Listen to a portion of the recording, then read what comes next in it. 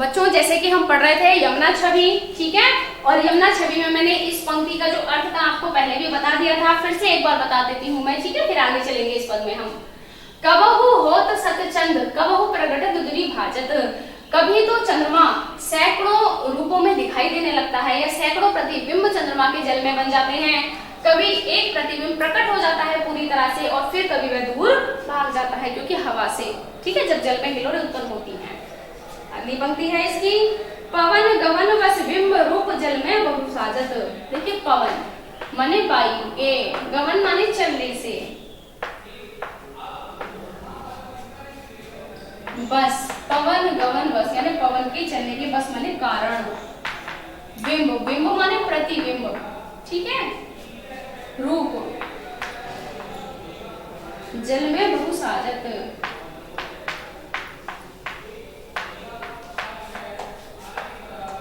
बहु साजत।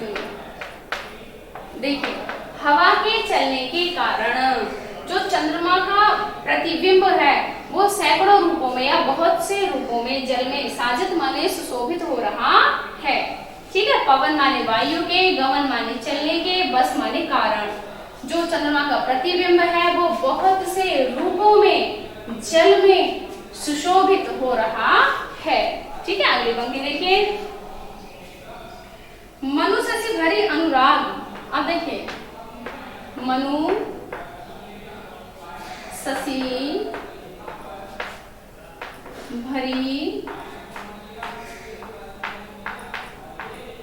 अनुराग जमुना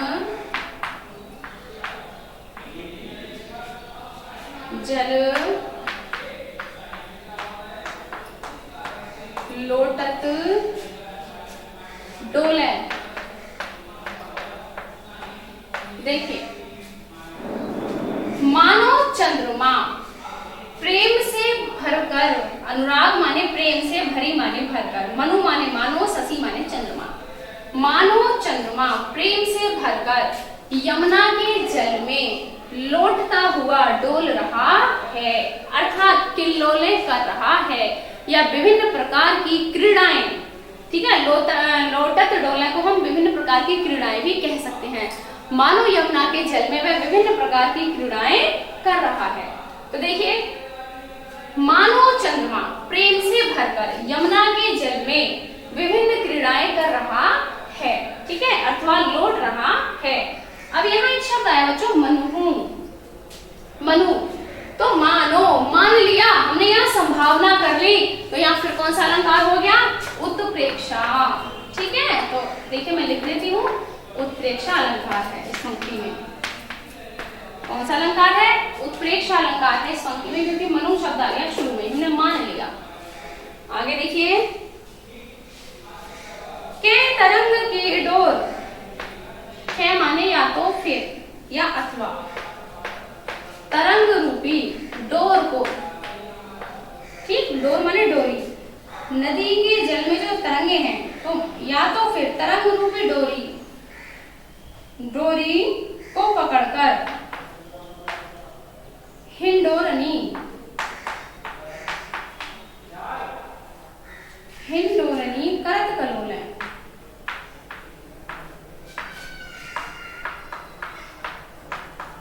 देखिए बता दूं आपको, या तो फिर, अब देखिए क्या होता है, इस दृश्य को आप समझ लीजिए, एक बार दिमाग में बिठा लीजिए क्या हो रहा है। चंद्रमा का प्रतिबिंब जल में दिखाई दे रहा है, तभी हवा आती है, हवा से वो लहर हिल जाती है और हिलने के साथ ही वो चंद्रमा उधर चला जाता है प्रतिबिंब, फिर लहर धीरे धीरे शांत होती है और वो प्रतिबिंब फिर इधर आ जाता है, यानी दोलन गति हो रही है चंद्रमा के प्रतिबिंब में, लहर के आने और जाने से।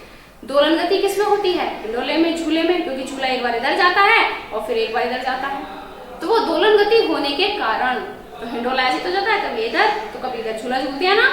तो देखिए मानो वो तरंग रूपी डोर को पकड़कर, अब चंद्रमा पे आप तो गया नहीं इतनी दूर, लहर वहां गई तभी तो चंद्रमा गया, और लहर भी गोल घूम के गई। अब लहर सीधी सीधी तो जाएगी नहीं, लहर कुछ इस प्रकार से जाती है, इस प्रकार से पवन से करती हुई हवा के द्वारा लहरें और चंद्रमा का प्रतिबिंब है यहाँ, ठीक है। तो क्या हुआ, मानो वो तरंग रूपी डोर को पकड़कर, ये क्या है, डोरी है, तरंग रूपी डोर को पकड़कर चंद्रमा कभी इधर जा रहा है कभी इधर जा रहा है, दोलन गति प्रगति कर रहा है। तो मानो वो तरंग रूपी डोरी को पकड़कर हिंडोले के समान झूल रहा है, अर्थात क्रीड़ाएं कर रहा है, ठीक, या अटखेलियां खेल रहा है, या झूले का आनंद ले रहा है, हम कुछ भी कह देंगे, ठीक है। सारी बातें यहाँ पर उपयुक्त हैं। तो देखिए कै तरंग की डोर हिंडोरम तलत कलोले, या तो फिर तरंग रूपी डोरी को पकड़कर वो झूला झूल रहा है, ठीक, या विभिन्न प्रकार की क्रीड़ाएं कर रहा है। आगे समझिए। कै बाल गुड़ी नभ में उड़ी, कै माने या तो फिर, बाल गुड़ी, बाल गुड़ी, बाल गुड़ी का अर्थ होता है बच्चों पतंग। क्या होता है बाल गुड़ी का अर्थ? पतंग। नभ में उड़ी, जाहिर सी बात है पतंग नभ में उड़ती है। के बाल गुड़ी नभ में उड़ी, ठीक। सोहत इत उत धावती, सोहत इत उत धावती, ठीक।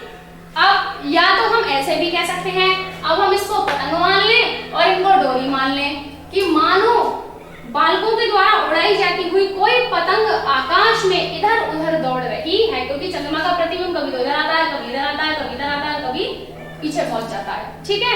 जिधर को लहर जाती है प्रतिबिंब उधर ही चला जाता है। तो ऐसा लग रहा है जैसे कि बालकों के द्वारा उड़ाई जाती हुई कोई पतंग आकाश में यहाँ से वहां दौड़ रही है। बहुत सारी संभावनाएं की गई हैं, इसमें तो पूरे पद में ही बच्चों उत्प्रेक्षा अलंकार है, ठीक है, क्योंकि संभावनाओं के अलावा यहाँ कुछ किया ही नहीं गया है, केवल माना गया है कि ऐसा लग रहा है, ऐसा लग रहा है, या तो फिर ऐसा लग रहा है, ठीक है।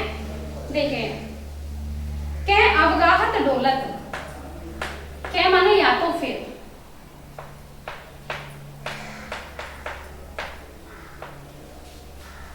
अवगाहत डोलत, ओ ब्रज रमणी,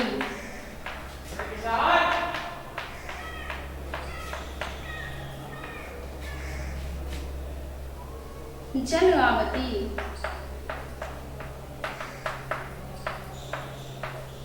देखिए, या तो फिर कोई ब्रज की रमणी, ठीक है, जल में स्नान करने के लिए आ रही, डोलती हुई आ रही है, ठीक है। या तो वो चंद्रमा ऐसे इधर उधर घूम रहा है जैसे मानो कोई ब्रज की रमणी है, ब्रज की सुंदर कन्या है, जो जल में स्नान करने के लिए डोलती हुई, आराम से टहलती हुई आ रही है। क्यों? क्योंकि वो धीरे धीरे इधर से उधर प्रतिबिंब जा रहा है, इधर से उधर जा रहा है ना। अल्हड़ उम्र में लड़कियां भी इसी प्रकार से अच्छी सी चाल चलती हुई पहले स्नान के लिए नदियों पर जाती थी, ठीक है। तो वो ये कह रहे हैं कि जैसे मानो कोई ब्रज की रमणी स्नान करने के लिए यमुना के जल में आ गई है, ठीक है। तो अब हम इसका समझ लेते हैं। प्रश्नोत्तर का क्रम वही रहेगा बच्चों। पहले प्रश्न में आपसे पूछा जाएगा पाठ और शीर्षक का नाम, दूसरे में रेखांकित अंश की व्याख्या। रहे 3 प्रश्न तो कुछ भी पूछा जा सकता है, तीनों का मैं बता देती हूँ। क्रम कुछ भी हो सकता है, किसी भी कठिन शब्द का अर्थ पूछा जा सकता है, तो वो मैंने आपको सब बता दिया है ना, एक एक का अंडरलाइन करके बताया है आपको। फिर आपसे पूछा जा सकता है यहाँ अलंकार कौन सा है, मैंने बता दिया है, उत्प्रेक्षा अलंकार है यहाँ सारे में। यदि आपसे पूछा जाए भाषा, तो ग्रंथ भाषा चल रही है, किसके विषय में वर्णन किया है, यमुना के जल में रात्रि में जो चंद्रमा का प्रतिबिंब होता है उसके सौंदर्य का वर्णन यहाँ किया गया है, ठीक है। विभिन्न प्रकार की संभावनाएं की गई हैं। फिर जल चंद्रमा को किससे यहाँ पे तुलना की गई है, तो कब हम कह सकते हैं कि या तो उसको बच्चों के द्वारा उड़ाई जाती हुई पतंग भी माना है, या फिर हमने ब्रज से आती हुई कोई रमणी भी इसको माना है, ठीक है। इस प्रकार से प्रश्न आएंगे, उन सभी को उत्तर में देने हैं। अब चलते हैं अगले पद की ओर।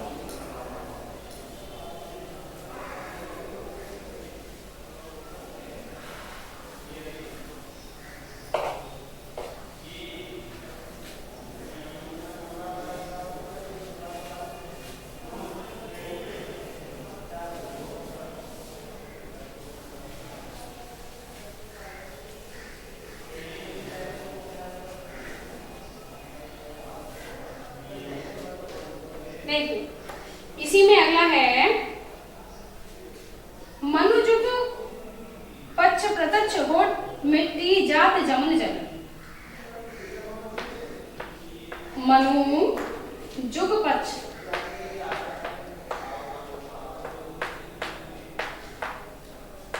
पक्ष प्रत्यक्ष,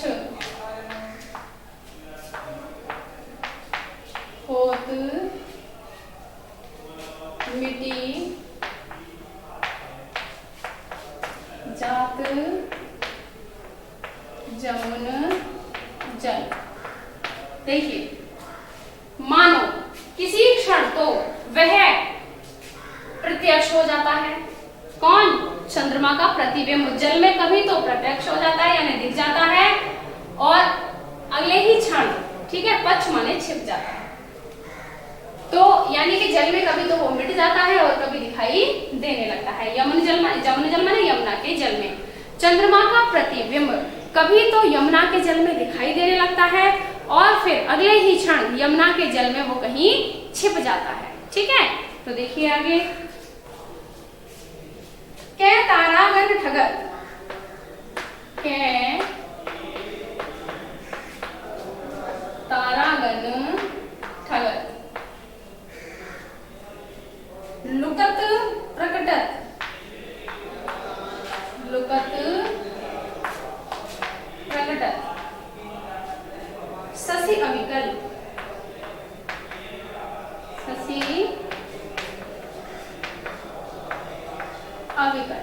कहते हैं या तो फिर मानो, है ना, या तो फिर तारों को ठगने के लिए, ठीक है, वो तारों के साथ लुका छिपी, ठीक है, लुका माने छिपना और प्रकट माने दिखना, ठीक है, सॉरी, लुकना माने दिखना और प्रकट माने छिपना। अरे है उल्टा बोल रही बच्चों, प्रकट माने दिखना, लुकना माने छिपना, ठीक है। तो वह तारों को ठगने के लिए लुका छिपी का खेल खेल रहा है। कौन? चंद्रमा। निश्चित रूप से ऐसा प्रतीत होता है, ठीक है, कि ऐसा लग रहा है कि मानो वह चंद्रमा तारों को ठगने के लिए, ठीक है, या तारों से अटखेलियां करने के लिए उनके साथ लुका छिपी का खेल खेल रहा है, जिसको हम बोलते हैं मतलब हाइड एंड सीक, है ना, कि कभी छिप जाता है और कभी दिख जाता है। तो मानो वो तारों के साथ इस प्रकार का खेल खेल रहा है।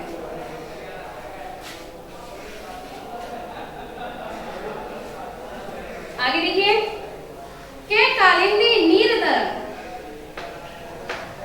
के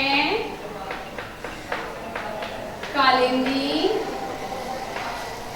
नीर तरंग जितो उपजावत, तरंग जितो उपजावत। इन दो पंक्तियों का एक साथ अर्थ निकलेगा, लिख देती हूँ। तितनो ही धरे रूप, तितनो ही धरी रूप, मिलन हित तासो भावत, मिलन हित तासो भावत। देखिए, या तो फिर यमुना नदी की लहरों को जीतने के लिए, कि यमुना नदी की लहरें तो क्या पल पल रूप बदलती है जो मैं बदल सकता हूँ, तो मानो यमुना नदी की लहरों को जीतने के लिए उतने ही प्रकार के रूप धर के वो उससे मिलने के लिए दौड़ता है। चंद्रमा विभिन्न प्रकार के रूप धारण करके यमुना नदी की लहरों से मिलने के लिए दौड़ता है, ये दिखाने के लिए कि तुम जितने रूप रख सकती हो उससे ज्यादा कहीं रूप में परिवर्तित कर सकता हूँ। तो कहते हैं यमुना नदी की लहरों को जीतने की इच्छा से मानो वो विभिन्न प्रकार के रूप धारण करके उनसे मिलने के लिए दौड़ता है।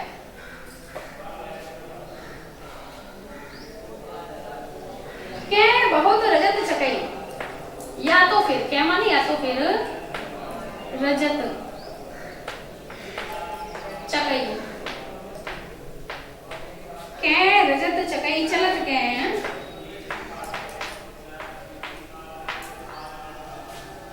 फुहार जल उछलत, फुहार जल उछलत। अब बच्चों आपने देखा होगा कहीं कहीं पानी में जो है इस तरह से भंवर पड़ जाता है, ये इस तरह से, इस तरह से, इस तरह से, और तीव्र गति होने के कारण जल कुछ उछल उछल के बाहर भी निकलता है और बीच में गहरा हो जाता है। मान लो चंद्रमा का प्रतिबिंब यहाँ बीच में दिखाई दे, लहरों के, यानी कि ये पूरे में जो है वो पड़ रहा है हमारा, क्या कहते हैं इसको हम, भंवर, और बीच में चंद्रमा का प्रतिबिंब ये दिखाई दे रहा है। ठीक है, चंद्रमा का प्रतिबिंब इस प्रकार से भंवर के बीच में यदि दिखाई देता है तो ये नहीं लगेगा चांदी की चकई चल रही है जल में, और चकई के चलने से जो जल है वो उछल उछल के बाहर आ रहा है ना। तो यहाँ बस यही कल्पना की गई है बच्चों। ठीक है, कहा गया है कि कै रजत चकई चलत, कै फुहार जल उछलत। ठीक है, कहते हैं या तो फिर ऐसा लगता है जैसे चांदी की चकई जल में चल रही है और फुहार के रूप में जल उछल रहा है। ठीक है, बिल्कुल समझा दिया है मैंने आपको। आगे देखिए, कै निशिपति मल्ल, या तो फिर निशिपति, निशिपति कौन है, रात्रि, निशि माने रात्रि, पति माने स्वामी, रात्रि का स्वामी चंद्रमा, कै निशिपति रूपी, यानी कि या तो फिर चंद्रमा रूपी मल्ल, मल्ल माने होता है बच्चों पहलवान, अनेक विधि, अनेक माने अनेक, विधि माने प्रकार, अनेक प्रकार से उठत बैठत, यानी उठी बैठी, उठ बैठकर, अब उठ बैठकर क्या लगती है, दंड बैठ के, कसरत कर,